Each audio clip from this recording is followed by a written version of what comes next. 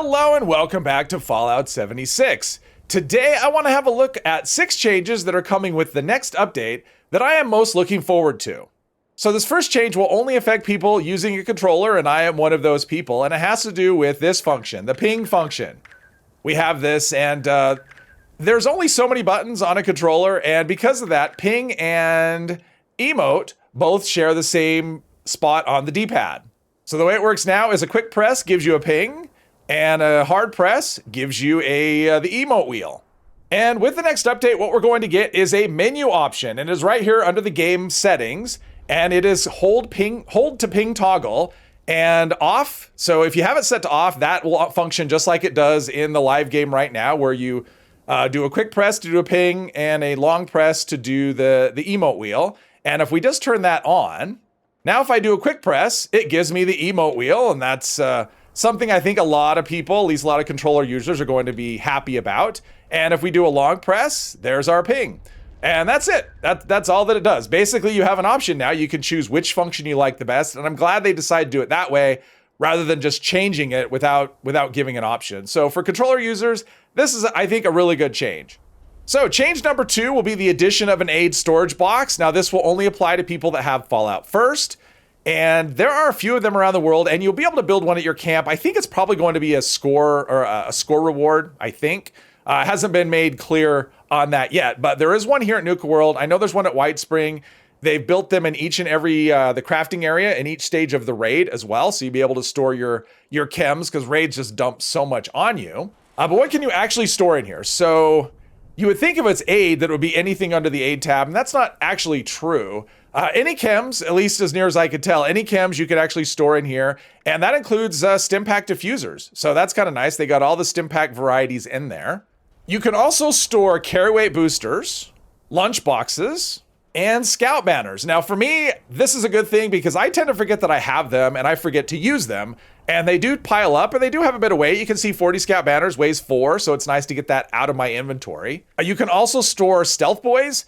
You cannot store the Phantom device though. That's from the Mistress of Mystery quest line. I think that's probably just an oversight. I mean, it works like a stealth boy with the frenzy effect built into it, but that cannot be stored, at least at the moment it cannot.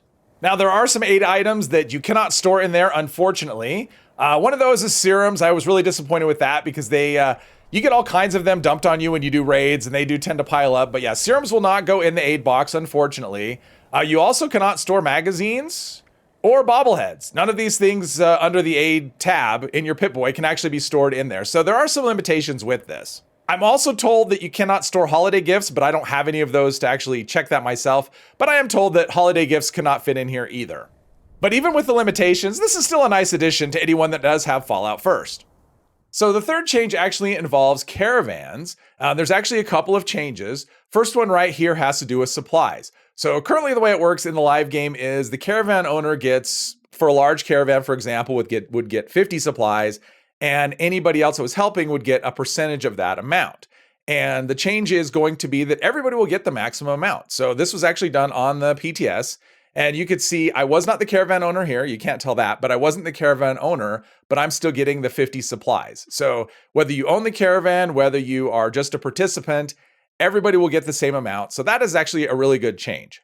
And the other change is more in the form of what I would call a band-aid. So the caravan has really bad pathing issues, and those have not been fixed. There's still the route that you will get stuck. There's one of the routes where you'll always get stuck, and you'll basically just fail the caravan every time.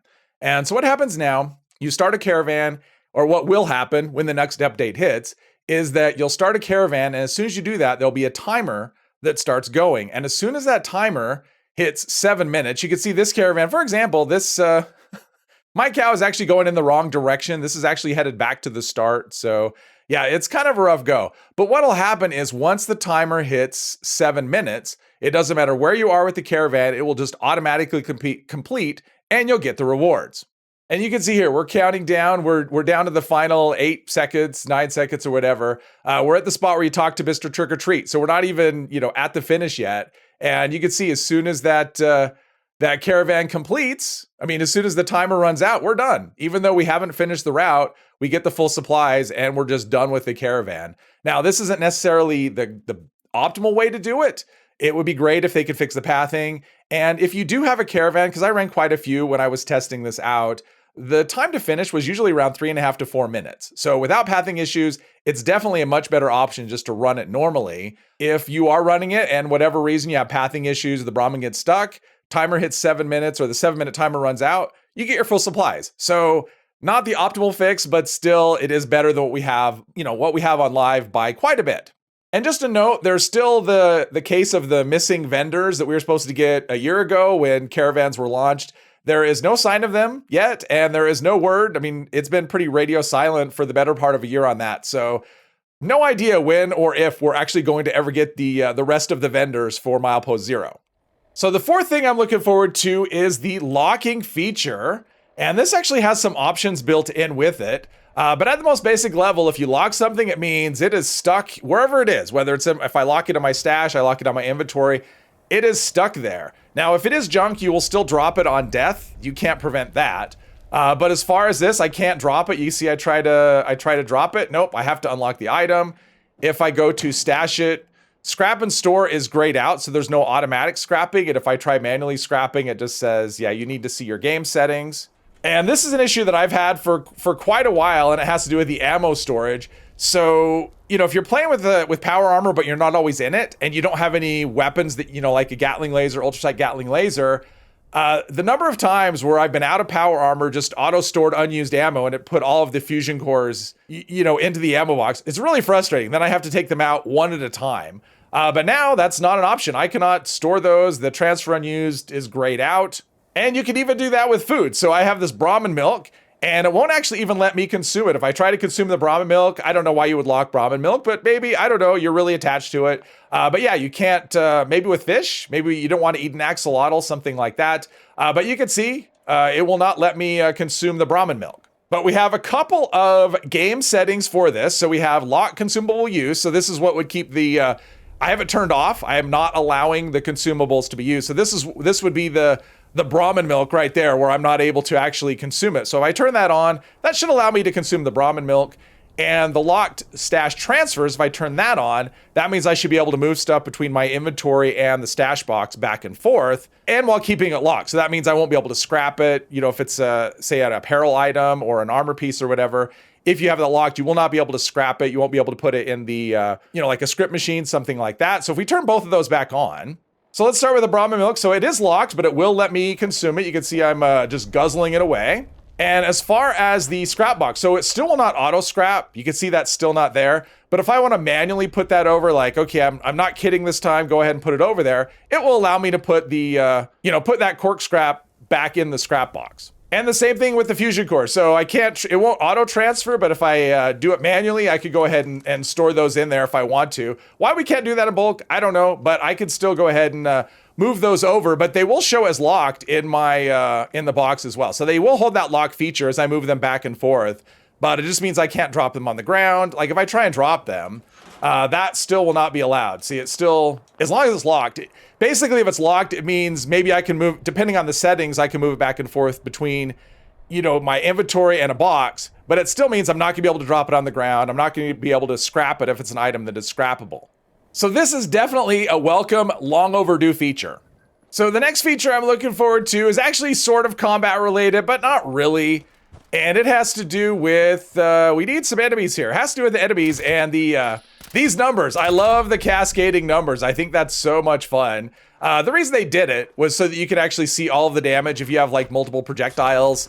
Instead of all the numbers stacking on top of each other, now they just kind of just have this random offset, and I just think it's visually really cool. I mean, honestly, there's not really any utility there, at least not for me, but visually I find it very entertaining. So yeah, this is, and you have no option with this in terms of, having them display the old way.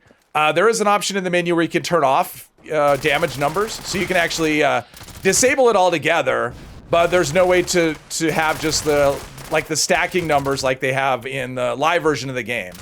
So overall though, I love this feature. I find it very entertaining. Yeah, the setting is right here under display, in case you didn't know, show damage numbers, and the setting is just on or off. So you'll either see the damage numbers, as the cascading numbers, or you can just turn them off if you don't like that at all. And the last change number 6 that I like is right here, this throwing arc. Previously, you needed to have fire in the hole equipped to get any kind of throwing arc. And now it's an option. Actually, you can actually set that in the menu whether you want it or not. But you no longer need a perk for it. So I think that is actually a very nice change, especially if you don't use grenades, but you say you do an expedition and you have to throw potatoes at things. It's nice to have that throwing arc available to you. And that is right here under the game menu. Show throwing arc on or off. And those are the 6 changes from the next update that I am looking forward to the most. And that update should hit sometime early September. The exact date is still unknown, at least it is at the time I'm recording this. Hopefully you've enjoyed this video. If you have, please hit one of the buttons, and I hope you'll join me in the next one. Thank you very much.